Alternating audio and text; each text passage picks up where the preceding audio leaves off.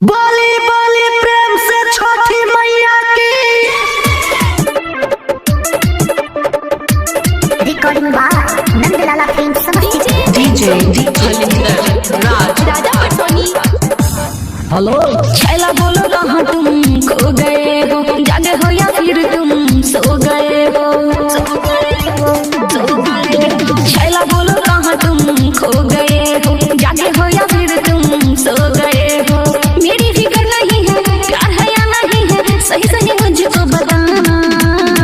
छैला कहाँ हो? तेरा छैला व्यस्त है, माँ छठी के भक्ति में मस्त है। अच्छा भर कार्तिक सुनो तुम नजर नहीं आना, तेरा छैला हो चुका है छठी माई के दीवाना। भर कार्तिक सुनो तुम नजर नहीं आना, तेरा छैला हो चुका है छठी माई के दीवाना।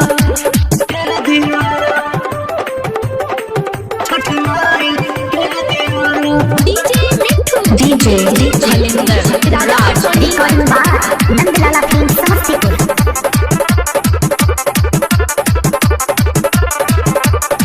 ऐसन पूजन के हूँ करे लगा, भक्ति भजन में मगन रहे लगा।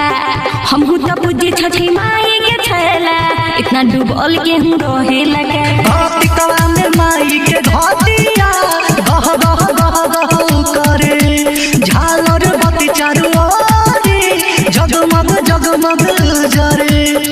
खूब सताते हो, मिलने ना आते हो, टेंशन में खाते हो ना खाना। छैला मिलो ना यार। भर कार्तिक सुनो तुम नजर नहीं आना, तेरा छैला हो चुका है छठी माई के दीवाना। भर कार्तिक सुनो तुम नजर नहीं आना, तेरा छैला हो चुका है छठी माई के दीवाना।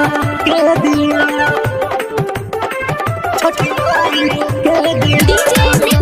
DJ Raja Patoni. Recording by Nandlala film Samastipur.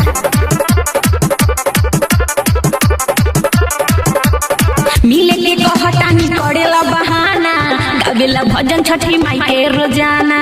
दिन भर रहता रे भूखे प्यासे, खाला न काहे तू एक गोदाना। माया के नगरी से दूरे हम रहीला, पुछला तू निखिल से साचे हम कहीला। पंकज सूरज सुनो चलेगा नहीं, प्यार वाला तुझसे पाना।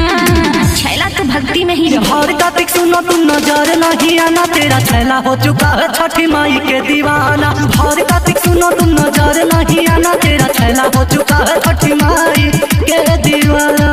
Recording by Nandlala film Samastipur.